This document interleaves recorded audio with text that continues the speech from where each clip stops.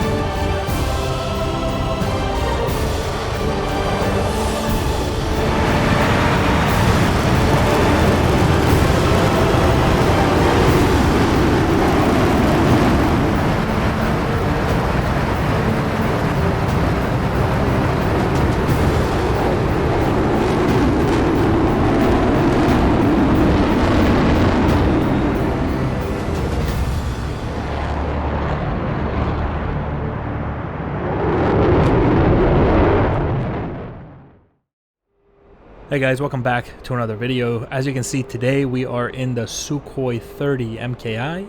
This is the brand new mod, highly anticipated mod.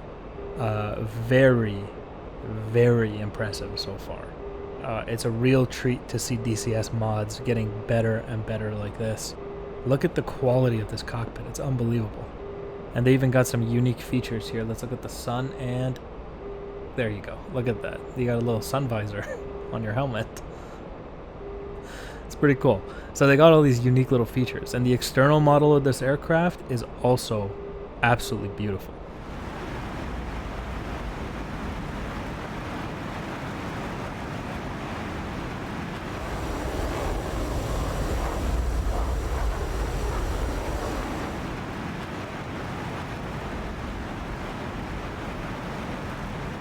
Now, a lot of you have been asking for the Su-30 MKI versus Pakistani JF-17. For a long time, we've had to, every time I've seen that comment, we have to be like, hey, there's no Su-30, sorry, we can't do that fight. But we finally have a Su-30. We had one in the past, but the mods, they get out of date and they're not up to date and we can't use them. So this one is now fully up to date, and it is the best representation of the Su-30 that we have available to us. And also we are firing the Indian Fox 3, the Astra Beyond Visual Range missile. And I'm interested to see how this thing performs against the JF-17, who is also firing the SD-10. He also has Fox 3s. We've seen the SD-10s on this channel before do some really wild things. And so we got to be careful with that. As you can see, we have our data link in the MFD on the right hand side. That is fully indicated. We have a functional RWR in the center MFD, and as you can see, we have our stores page on the left MFD showing us all the different missiles. I do have some ETs just in case we want to get sneaky a little bit, our 27 ETs. Now our Bandit that we have in TWS lock, we have launch authorization on him now, so that's a Fox 3. That's one Astra missile away.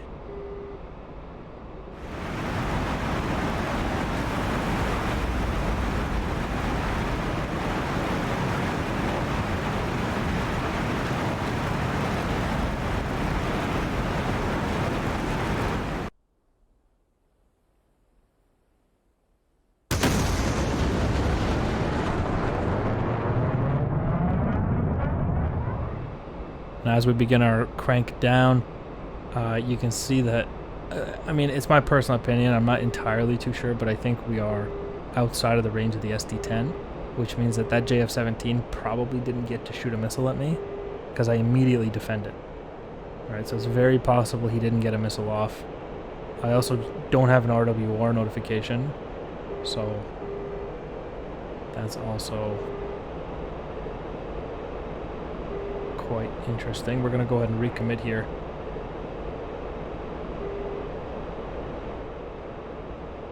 And get nose on. See if we can get another missile off. We're going to need the visor, I think. No, I can see. We're okay. The glare is sometimes a lot on this mod here. We have a JF-17 who is cold now. I got him locked up. Looks like he defended pretty hard there.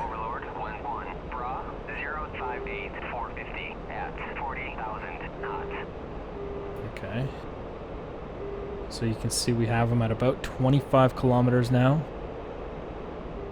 Fox 3.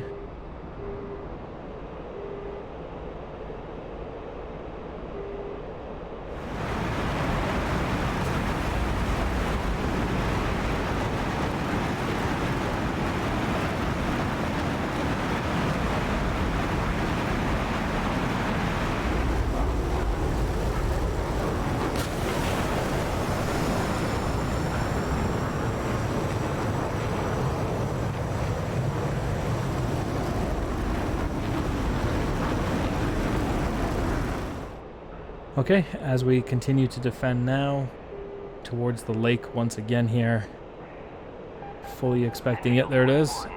There's a SD-10 that he fired at me. As you can see, we also have an RWR notification on the HUD, and you can see on my RWR indicator we have a missile indicator, so that's very, very nice. Gonna go ahead and try to recommit now. We were outside the MAR, so I'm not too concerned about that SD-10. I also fired a missile at him, which should have forced him defensive. Again, we'll review all of this in TAC view. We got him locked now. Once again at about 25 kilometers now, but we got to get closer. We got to get a little bit closer now. Fox 3. Fox 3 again. We'll go ahead and defend now. Try to go cold.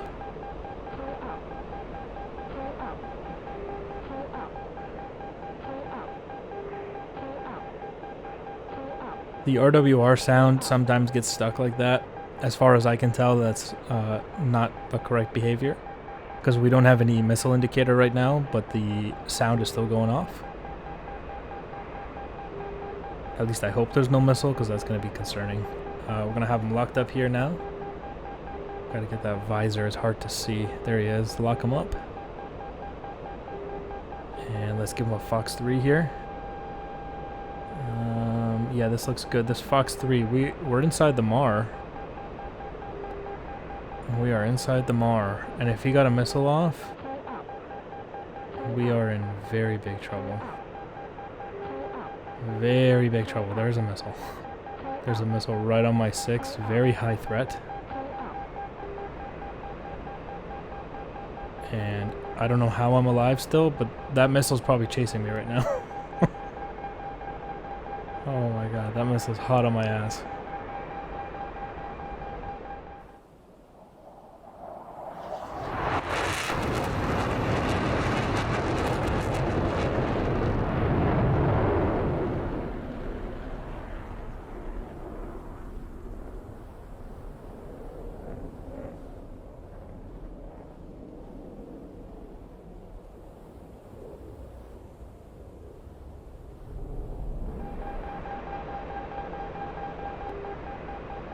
And we'll go ahead and recommit. Splash 1. You see him off in the distance there? We got him. Splash 1 JF-17. That's close. We were both inside the MAR. I'm really interested to see how I survived that. We're going to have to look in TAC view for that.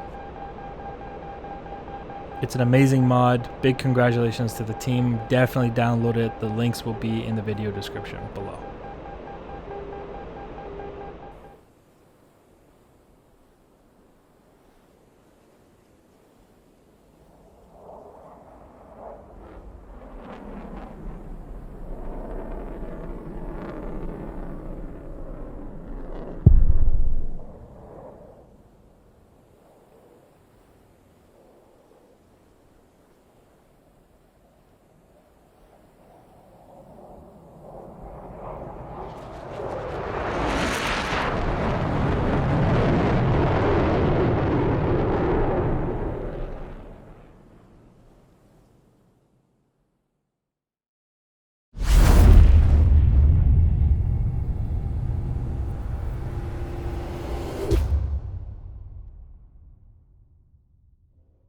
Alright guys, quick little TAC view review here. We have me in the red Sukhoi 30, and we have the blue JF-17 off in the distance here, flown by Motherboard. Big thank you to him for helping out with this video. As you guys can see, we are approaching Mach 1.18-ish, and we're climbing through 34,000 feet. We are at 40 miles from the target now, who is also at 35,000 feet, just below Mach 1. The JF-17 will struggle at these altitudes to get above Mach 1 with any kind of reasonable payload, of course, right? If you come up here with 2 missiles, you can do it. But he's carrying 4 SD-10s and 2 PL-5s, so he has quite the payload on him. And so here at about 38 miles, or it was more like 40 miles, we fire the first Astra missile, Mark 1. And the one thing with this mod is a lot of people, when they make mods, a lot of developers will give their aircraft like some insane missile that's very unreasonable. The Astra missile does appear to be very reasonable. I think they did a fantastic job with this. It's nice to see that it's not some insane missile that can hit targets 400 miles away at Mach 10, because it's not doing that in real life. And sometimes you do get DCS mods with, you know, missiles that do that kind of stuff, and that's always a shame to see. But anyway, this mod is doing very well. This Astra missile is very well modeled, and given the parameters of the launch at about Mach 1.15 at 36,000 feet, the DCS AMRAAM would probably give you launch authorization anywhere between 50 to 55 miles, just to, you know, to shoot your missile. The Astra is giving you launch authorization about 40 miles. So I think the range of the missile is maybe 20 or 30% less than the AMRAAM, which again, very reasonable. And we have that launch there. Now it is slightly less. The SD-10 appears to be even less than that right now. It's the SD-10, the Chinese export SD-10. The JF-17 never even gets a missile off. By the time he, you know, figures out what's going on, he already has a missile in the air. I realized nothing was fired at me, so I recommit here. We've already talked multiple times about cranking, right? So I'm flying this way, then I crank in order to make any missile that's trying to hit me turn. Every time a missile turns, it loses energy, and I'm also dragging it into dense air. We've talked about this concept like 7 million times in a bunch of other TAC views. So if this is completely new to you, please watch the TAC views of other BVR videos. The other thing we're trying to do in this situation is do the gimbal limit lock, right? And because you need to continue to illuminate for this missile to have a good track, especially at the further distances. That missile actually does give him quite a bit of trouble. It's interesting.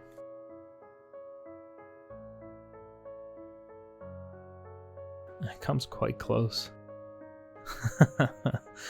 Yeah, so that missile gave him a decent amount of trouble there, but he does eventually manage to recommit.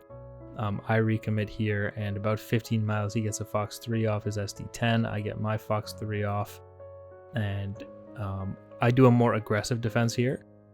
I basically dive straight down, and he is doing a little bit more of a, you know, he's got a bit of a crank going here. And once he gets the missile notification, he goes cold, drops some chaff. Very good. Just, you know, he's not going crazy with the chaff. And that missile loses track. I'm over here defending that SD-10, which also loses track, and then I recommit. That SD-10 does try to climb here. Just barely had the energy there. And so anyway, we recommit here, and we have them locked at 13 miles. This is the double Fox 3, extremely dangerous missiles. The only thing that makes them, like, the range is dangerous, but what kind of takes the fangs out of these missiles is the fact that I'm slow. I'm below Mach 1. Anything below Mach 1 is slow. And this is the only reason why I think he survives these missile launches here. Anyway, so he starts defending aggressively. I defend aggressively. I don't know if he fired a missile, but I'm not willing to take the chance in this situation. So I go immediately for a defensive, almost like a notch position. And I'll usually come here and I'll wait. And if nothing happens, like no missile launches, I'll recommit from here. And then if a missile is launched and I get the RWR notification, I'll just go cold from here. But basically I just hang out here until I figure out what's going on. I'll just fly like this. It's also a decent defensive position because you can also, if there is a missile coming and you really wanted to, you could just easily hit the notch against it, 90-degree angle, right? So anyway, my one missile stops tracking and the other one hits the ground here. But I've recommitted it this time because I also didn't have any RWR notification. And so I'm looking for this guy. And right here, so this is the problem. This is one thing we'll talk about here. We'll increase this. And we'll drag this out a little. So one thing you'll notice here is, we've talked about this also before, but you'll notice that we have something in the middle here. This is called a MAR. Okay, this is a MAR. This is the minimum abort range. Okay, think of it as a no man's land in the middle of two BVR fighting aircraft. As you can see, this is my flight path right up to about here, and then I enter the MAR, and you can see his is also here, and what you can see is that we are both avoiding coming into the MAR. Okay, inside the MAR you cannot run away from a missile. The way that we've been turning cold and just running away from the other guy's missile, you can't do that inside the MAR. It's kind of like the no escape zone, right? Inside the MAR, the only way to survive is to decoy the missile. So you have to flare it off, you have to chaff it, you know, you got to get it to bite off on some chaff, or you have to get behind a mountain. You got to use some sort of terrain masking to try to survive inside the MAR. Don't even bother trying to run away. You just won't make it. The MAR for DCS on the ground for an AMRAAM is about 10 miles. Okay. For the Astra missile, we talked about the range being slightly less, and we saw the SD-10 unable to launch even at the beginning. So the range is probably also very similar to the Astra, 20% less. So I think the MAR for these two missiles, for this fight here, because there's no actual AMRAAMs involved, is actually about 8 miles. Okay, obviously the MAR depends on the type of missile, of course, right? And also the other thing that technically, also altitude, that's another one. Altitude at 30,000 feet. At 30,000 feet, the MAR is 30 miles. Okay. As the altitude drops down below 10,000 feet, the MAR is 10 miles. Okay. And this is because the air density affects the missile's range. So up high, 30 miles, down low, 10 miles, in between is about 12 and 15 miles. All right. So anyway, we're at about 8 miles, I think, is the MAR for these two missiles. Oh, and the third factor that affects the MAR is speed. Okay, the speed of the Bandit aircraft. If he's flying Mach 4, the MAR is going to be much more than 10 miles on the deck, because the objects in motion stay in motion. The missile comes off the rail at Mach 4, so you're going to be in trouble. But basically, the other thing is, just you're never going to assume that your Bandit is slow. Always assume worst case scenario. Now, no aircraft is going to be doing Mach 4 on the deck, okay? But always assume worst case scenario. So always assume that your Bandit is fast, okay? And that his missile is coming off the rail at minimum Mach 1. All right, so these are all the factors that contribute to the MAR. So as you guys saw, I was basically inside the MAR here. So about 11 miles, you'll see about 10 miles. And by the time I figure out the lock, like I find him, I lock him up, he finds me, he locks me up. We are inside the 10-mile MAR, which is the real buffer zone safety area that I'd like to always use for the MAR. Apparently we're at 8 miles though, okay? 8 miles is the MAR for these two missiles, like right on the cusp of it. Like any closer and you're really pushing your luck, you know? And right now we are at 7.43. And my missile actually comes off at 8.4 miles. And I start defending immediately. I'm above Mach 1 at the launch, or just at Mach 1. And the JF-17 is below Mach 1. His SD-10 also fired at basically the same time. I start defending, and he does the same. You can see identical maneuvers. We're trying to get out of the MAR, both of us, and we're both running because it's like right on the cusp, right? And so let's have a look at me here. So I'm just committed to staying cold and running away. I'm watching my RWR. I see the missile is behind me, and the missile is chasing me right up to about here. You see Mach 0.89. That missile's still dangerous. I'm 8.6, he's 8.6. So right here I defeat the missile at a range of 1,400 feet is the closest I see that missile getting. So that missile actually gets quite close to me, but we just narrowly survive this thing. And it's because I committed cold. Like I just, you know, I rolled it out. I went cold. I didn't get hit initially, so I thought there was a chance, and I just kept staying cold, kept reading that RWR, and just going cold. However, our other ST10, or sorry, our other JF-17 friend here is dead. Let's see what happened.